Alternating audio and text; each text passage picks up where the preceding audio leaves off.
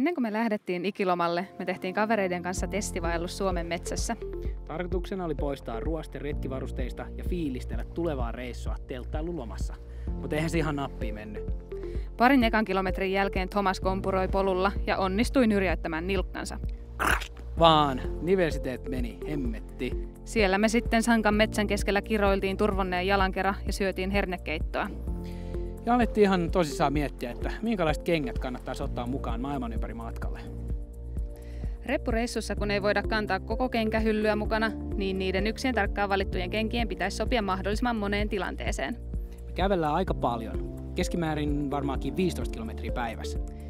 Valittujen kenkien pitäisi kestää polttavaa kuumuutta ja jäätävää kylmyyttä, ja niiden pitäisi olla vedenpitävät. Kenkien pitäisi soveltua erilaisiin maastoihin ja myös pidempiinkin vaelluksiin. Ja mielellään samoilla popoilla pitäisi pystyä kiertelemään edustuskelpoisesti suurkaupungeissa ja illallistaa välillä vähän hienommissakin ravintoloissa. Me kun ei ikinä tiedetä, että minne tämä ikiloma meitä vie.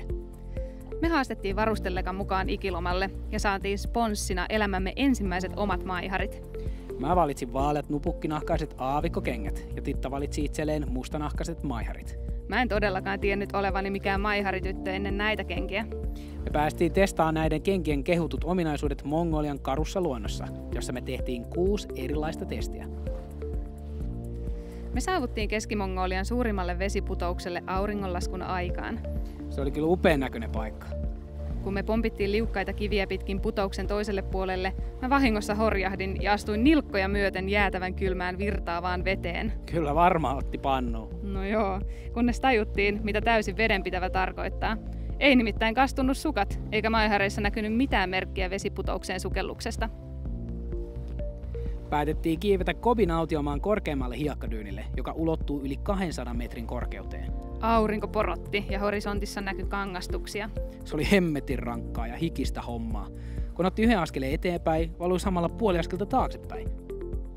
Mun kengät oli kuin kotonaan kuumalla aavikolla. Pito oli niin hyvä kuin isossa hiekkakasassa voi vaan olla. Kengät tuntui yllättävän viileältä kuumassakin kelissä ja hiekkadyynin huippu saavutettiin 45 minuutissa.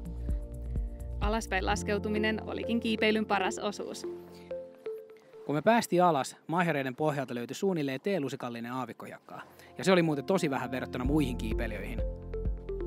Jokapäiväinen lantakasojen väistely tuli Mongoliassa hyvin tutuksi. Karjan kasvattaminen on nimittäin monien perheiden pääelinkeino ja paskaa on oikeasti joka puolella. Onneksi kengät on helppo puhdistaa lantakökkäreistä. Mun kengistä liika lähti hiekkaa potkimalla pois ja titakengät pestiin kostealla rätillä. Jopa kameleiden vihreä ripulikakka irtosi kengistä pienellä vaivalla. Paikalliset hevosmiehet ihailivat kenkiämme. Hyvin olisivat kuulemma sopineet karjan kasvattajan arkikengiksi. Eräänä aamuna heräsimme juurtasta hampaat kalisten. Yön aikana aavikolle oli satanut ensilumi, vaikka edellisenä iltana oli ollut täyttä kesähellettä. Hemmetin pakkane. Talvi sai meidät sittenkin kiinni. Varpaat pysyivät lämpöisinä parin tunnin ajan. Oltais kyllä tarvittu lämpöä vielä pari tuntia pidempään. Yhtenä päivänä me lähdettiin vaeltamaan Jol-väliin, joka on tunnettu ikuisen jään kanjoneistaan. Maasto oli jyrkän kivikkoista, kallioista, mutaista, vetistä, hiekkaista ja nurmikkoista.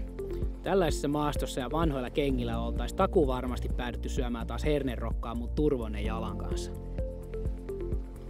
Onneksi nämä korkeavartiset maiharit eivät salli nilkan nyrjähdyksiä.